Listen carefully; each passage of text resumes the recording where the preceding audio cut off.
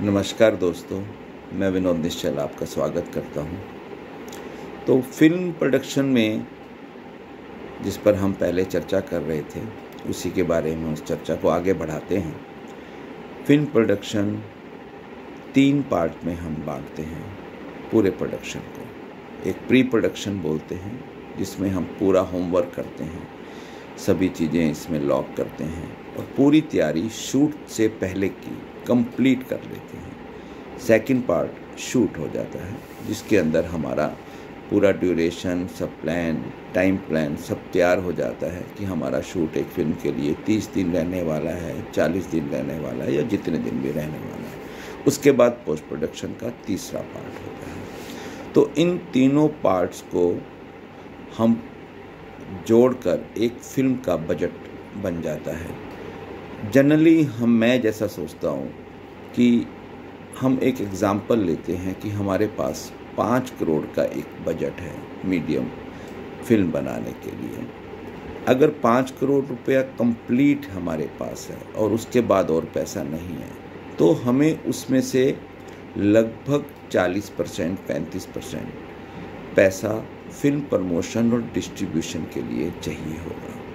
तो 5 करोड़ रुपया पूरा लगाने के बाद आप प्रमोशन और डिस्ट्रीब्यूशन के लिए मार्केट से पैसा लेते हैं, तो वो पीएनए पार्टनर लाना जिसे हम बोलते हैं, उसमें फिर अलग टर्म्स कंडीशंस हो जाती हैं, तो वो कई बार वो नहीं भी मिल पाता। तो आप 5 करोड़ के बजट को मुकम्मल मान लें तो 2 करोड़ आपको फिल्म रिलीज़ के लिए अलग से रख देना चाहिए।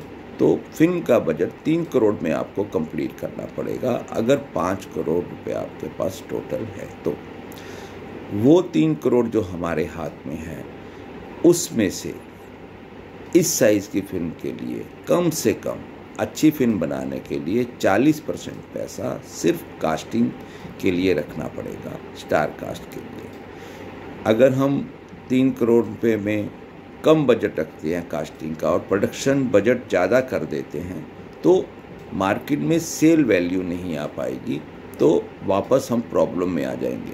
तो 40% पैसा तो मिनिमम आपको रखना पड़ेगा उस 3 करोड़ में से स्टार कास्ट के लिए। 1 करोड़ 20 लाख उनके लिए हो गया। अब हमारे हाथ में 1 करोड़ 80 लाख रुपए बचता है। मीडियम साइज़ की फिल्म जनरली 30 से 40 दिन में पूरा शूट हो जाता है। एक्शन है तो उसके लिए कुछ दिन ज़्यादा लग सकते हैं, डांस है, कुछ गाने ज़्यादा हैं, उसके लिए कुछ समय लग सकता है।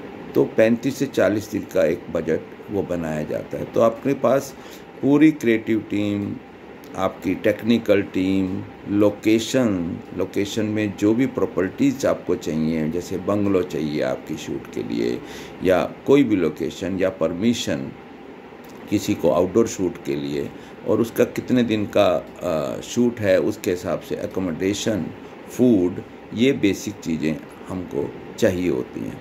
तो वो सारा बजट आपको 180 में ही रखना पड़ेगा अगर 5 करोड़ रुपया है। तो उस 180 में कम से कम 30 लाख रुपए का एक ऐसा अमाउंट आपको थर्ड पार्ट मतलब पोस्ट प्रोडक्शन के लिए रखना पड़ेगा, जिसके अंदर आपको मूवी का एडिटिंग से लेके बैकग्राउंड स्कोर और आपका डबिंग जो होगा, उसके बाद आपका वीएफएक्स होगा, बहुत तरीके की ऐसी चीज़ें, जहाँ 5-in-1 साउंड होगा, इस तरीके की बहुत सी चीज़ों के लिए जो 30 लाख के आसपास का आपको एक पैकेज रखना पड़ेगा, क्योंकि वीएफएक्स महंगा होता है, एक्शन महंगा होता है। उन सब चीज़ों को करने के लिए आपको पोस्ट के लिए ये बजट रखना पड़ेगा। तो 1.5 करोड़ रुपया आपके पास सिर्फ उसके बाद बचता है पूरी फिल्म को शूट करने के लिए, जिसमें सभी लोगों की साइनिंग, पूरा अमाउंट, डायरेक्टर फ़ी, डीओपी फ़ी, असिस्टेंट डायरेक्टर का एक पूरा पैकेज होता है, जो डायरेक्टर और 2 असिस्टेंट डायरेक्टर होते हैं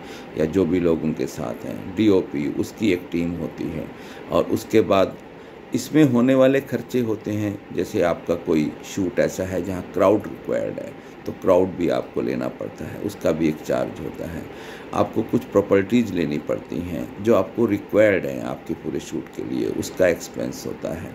उसके अलावा आपका फूड एकोमोडेशन का हो गया, आपका लोकेशन का रेंट हो जाता है, और उसके बाद आपका लाइट, इक्विपमेंट्स वगैरह के सारे एक्सपेंसेस होते हैं। तो आपको वो बजट अच्छे से प्लान करके कितने दिन का है, पूरा होमवर्क करने के लिए डायरेक्टर से शुरुआत होती है।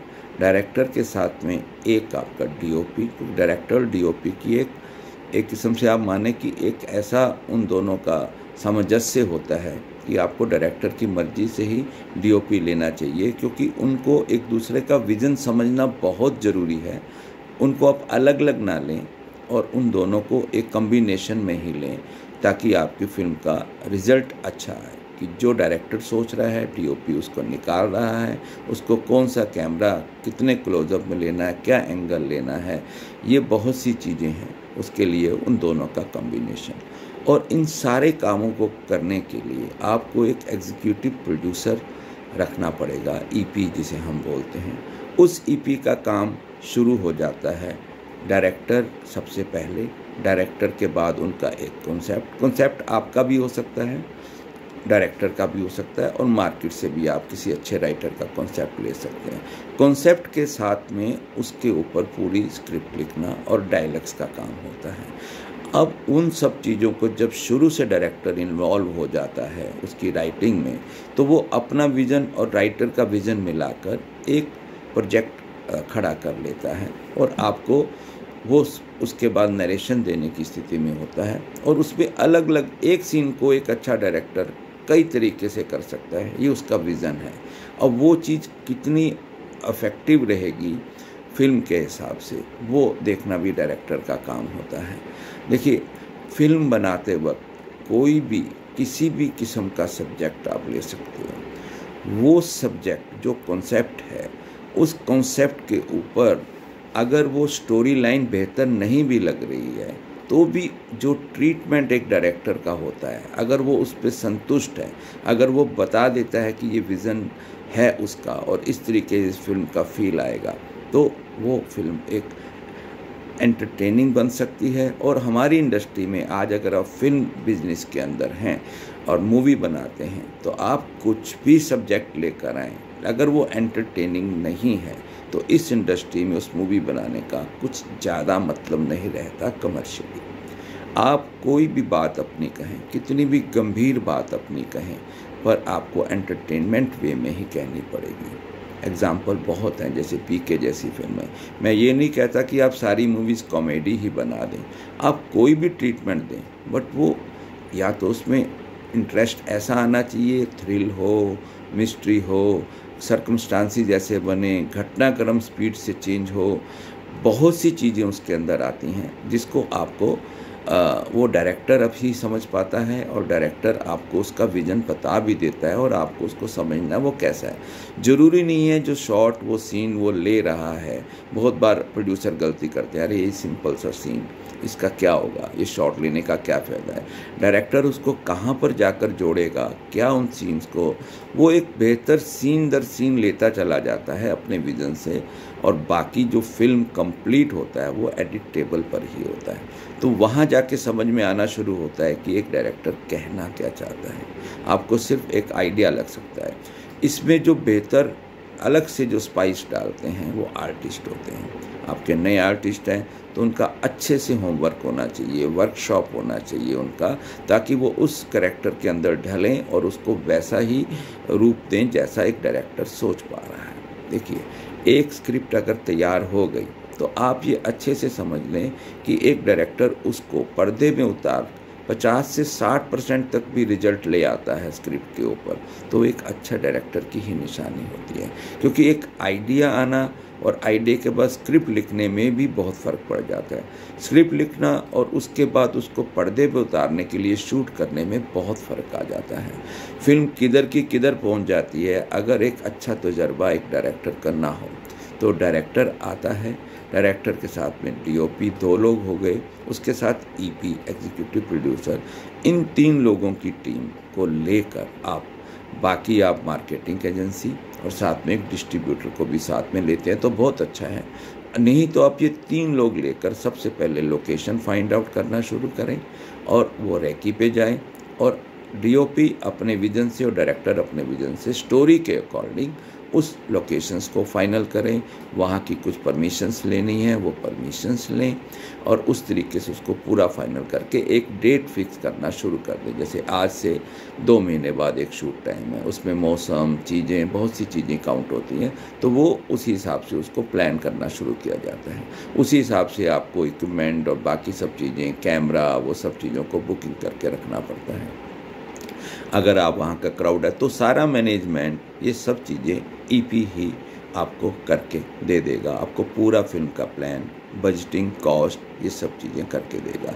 तो आप उसको पूरे तरीके से बजट को देखकर कहाँ कमी है, कहाँ नेगोशिएशन है, ये सारी चीज़ें आप खुद भी साथ में रहते हुए उसे करेंगे तो मुझे लगता है ज़्यादा अच्छा रहेगा। आप इन्वॉल्व होकर रहें, आउटसाइडर इन्वेस्टर के तौर पे फिल्म ना बनाएं, नहीं तो बहुत सी चीज़ें आपके हाथ से निकल जाएंगी। एक व्यक्ति को आप किस तरीके से अच्छा काम निकलवाते हो, ये आप डायरेक्टर से कैसे अच्छा निकलवाते हो और डायरेक्टर आर्टिस्ट से कैसे अच्छा निकालता है, ये अपनी अपनी स्किल के ऊपर टिका हुआ होता है।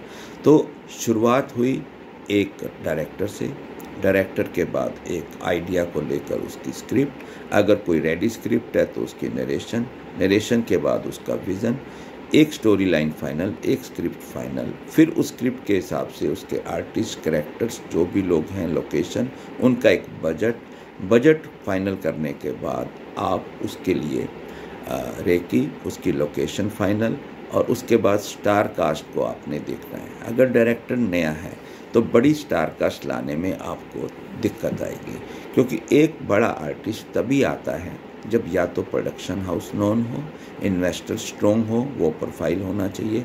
अगर वो प्रोड्यूसर आपके नए हैं तो एक डायरेक्टर नोन होना चाहिए। अगर डायरेक्टर भी नया है तो उसका काम अच्छा है, या फिर अपने रिलेशन पर किसी आर्टिस्ट को लेके आए, जो बहुत बड़े आर्टिस्ट की हम बात नहीं कर रहे हैं, क्योंकि हम एक 5 करोड़ के ओवरऑल बजट को एक एग्जाम्पल बनाकर बात कर रहे हैं। तो उस हिसाब से नॉन आर्टिस्ट जो बहुत बड़े नहीं हैं, उन सब लाने को एक नया डायरेक्टर भी कामयाब हो जाता है। अच्छी कास्टिंग एजेंसी भी लगाई जा सकती है। तो उसके साथ में तो प्रोड्यूसर अच्छा हो, प्रोड्यूसर नोन हो, वो नहीं है तो डायरेक्टर नोन हो, डायरेक्टर नोन नहीं है तो फिर आपको अच्छी कास्टिंग की कंपनी, एजेंसी लगानी पड़ेगी, और एक डिस्ट्रीब्यूटर नोन हो या कोई मार्केटिंग एजेंसी नोन हो। कुछ ना कुछ एस्टेब्लिश चीज़ आपको साथ में रखनी पड़ेगी फर्स्ट टाइम प्रोडक्शन के लिए। तो आप उन चीज़ों को ध्यान में रखते हुए उस आगे बढ़ेंगे। और शुरू में छोटे आर्टिस्ट, तो न्यू आर्टिस्ट के लिए कोई प्रॉब्लम नहीं आएगी, उसको आप अच्छे से ऑडिशन लेकर, अच्छे से देखकर कुछ आर्टिस्ट उसमें से ले सकते हैं। और कुछ अच्छे आर्टिस्ट, आपका बजट 5 करोड़ के हिसाब से 2 करोड़ प्रमोशन की तरफ छोड़ते हो, 3 करोड़ रुपया एग्जाम्पल है, 3 करोड़ रुपये में 40% 1 करोड़ 20 लाख कास्टिंग, और फिल्म 10 करोड़ का है तो उस हिसाब से फिर आप 30% तक प्रमोशन पे छोड़ सकते हो। और 7 करोड़ रुपए में से आपको अगेन 40%, तो 2.5 से 3 करोड़ कास्टिंग करते हो तो आप कुछ बड़े अच्छे आर्टिस्ट भी उसके अंदर ले पाते हो। बट देखना पड़ेगा, सभी चीज़ें ग्रेजुअली बढ़ जाएंगी, सभी चीज़ों का कॉस्ट बढ़ जाएगा। तो आप बजट के अकॉर्डिंग आप ये मान के चलें कि 30 to 40% प्रमोशन और रिलीज के लिए आपको रखना ही है। उसके बचे हुए पैसे को ही आपने इस्तेमाल करना है, और उसमें से भी 40% कास्टिंग के लिए रखना है। बहुत बड़ी फिल्म में भी 40 से 50% कास्टिंग का पैसा रहता है। अगर ए लिस्टेड फिल्म 100 करोड़ की है तो 50 करोड़ के आसपास उसकी कास्टिंग ही हो जाती है।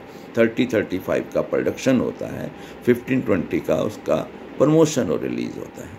तो वो भी बजट इसी तरीके से बनाते हैं। छोटे बजट बेशक आप कर लो, 5 करोड़ की फिल्म बना लो, 4 की बना लो, 6 की बना लो, बट आपको उसी हिसाब से कास्टिंग में 40% पैसा ज़रूर लगाना चाहिए, क्योंकि वो सेलेबल हो जाता है आपका प्रोजेक्ट। तो आपको स्क्रीन्स मिलने में भी ईजी होता है, शोज़ मिलने में भी ईजी होता है, अकॉर्डिंग टू उस बजट की मूवी के हिसाब से। और सेल में आप अगर डिजिटल प्लेटफॉर्म पे फिल्म सेल करते हो तो इजी हो जाता है, आपको उसका पैसा भी उतना ही वापस आ जाता है जो आप एक कास्टिंग के लिए लगा रहे होते हैं। अगर आप वो नहीं लगाएंगे तो आपका फिल्म भी नीचे जा रहा है, तो उसका कोई फ़ायदा होने वाला नहीं होता। अच्छा सब्जेक्ट भी ख़त्म हो जाएगा अगर बिल्कुल ही न्यू कास्टिंग होगी। तो उसके लिए आपको जो मेहनत दोबारा लगानी पड़ेगी, प्रमोशन में अगेन 1 करोड़ एक्स्ट्रा लगाना पड़ेगा, तो क्यों ना बेटर आप वो पैसा पहले कास्टिंग में ही लगा लें और प्रोडक्शन को अच्छे से संभाल कर करें। देखिए, फिल्म के बजट में वही चीज़ एक्चुअल काउंट होगी जो आपके पर्दे पर आने वाली है। अगर आप पर्दे के बाहर, उस कैमरे के बाहर कोई भी चीज़ पे खर्चा करते हो, आप 5 स्टार में ठहरते हो, आप कोई भी एडिशनल खर्चा करते हो, आप बिजनेस क्लास में मूव करते हो, उनका फिल्म की मेकिंग के ऊपर कोई फ़र्क नहीं पड़ता। आप झोंपड़ी में भी रहें या 5 स्टार में रहें, फिल्म की मेकिंग में वर्थ वही काउंट होगी जो आपकी पर्दे पर आने के लिए, जो आपके कैमरे के फ्रेम के अंदर का खर्चा है। चाहे वो प्रॉपर्टी है, चाहे वो बंगलो है, चाहे वो आर्टिस्ट है, ये सब चीज़ें उसके अंदर काउंट होती हैं। तो यहाँ पर आप एक स्टोरी फाइनल करते हैं और उसका ट्रीटमेंट समझे डायरेक्टर से, वो क्या है। नहीं तो अगर आपको लगता है कि वो डायरेक्टर नया है और आपको काम भी उसी को देना है, काम आपने उसका पिछला कोई देखा नहीं हुआ, तो फिर आप उससे कुछ ना कुछ छोटा शूट कर लाने को कहो। चाहे उसके लिए आप एक्सपेंस दो या वो लाए, आप वो उसे प्रूव करना पड़ेगा कि वो इतनी बड़ी फिल्म के लिए कितना बेहतर काम कर सकता है। और ये सारे पैसा जो उस पर लग रहा है, शिप जहाज़ का कैप्टन डायरेक्टर ही है फर्स्ट स्टेप पे। हाँ, अब सपोर्टिंग चीज़ें जो शुरू हो जाएंगी उसमें मार्केटिंग, प्रमोशन, अच्छा आर्टिस्ट है तो कोई छोटे बड़े ब्रांड्स आने की बात हो सकती है। सही तरीके का नॉन आर्टिस्ट के साथ एक फ़िल्म बन रहा है तो डिस्ट्रीब्यूशन का साइज भी डिसाइड हो जाएगा। नहीं तो फिर हम वही कॉन्सेप्ट चुनने पे मजबूर हो जाएंगे जो डिजिटल प्लेटफॉर्म के लिए ही ठीक हैं, और वो फिर उसी हिसाब से। अब वो गारंटी नहीं है कि नेटफ्लिक्स, अमेज़ॉन या ऐसे कोई आपसे फिल्म खरीद ही लेंगे, ये कोई गारंटी नहीं है। आपकी मेकिंग बहुत अच्छी हो जाएगी और रिलीज़ भी अच्छे से हो जाएगी तो उनका पैसा कहीं ओरिजिनल सेल से भी ज़्यादा राइट्स का मिल सकता है अगर फिल्म अच्छी है। अगेन, प्रोडक्ट अच्छा होगा तो सारी मेहनत वसूल हो सकती है। तो इन सब चीज़ों का आपको ध्यान देना होगा। और इसी प्रोडक्शन के ऊपर अगले वीडियो के अंदर हम कुछ अलग तरीके से चर्चा करेंगे कि इसके ऊपर परफेक्शन के साथ काम करते हुए हमें किन चीज़ों का और ध्यान रखना है। तो मिलते हैं अगले वीडियो में, तब तक के लिए नमस्कार।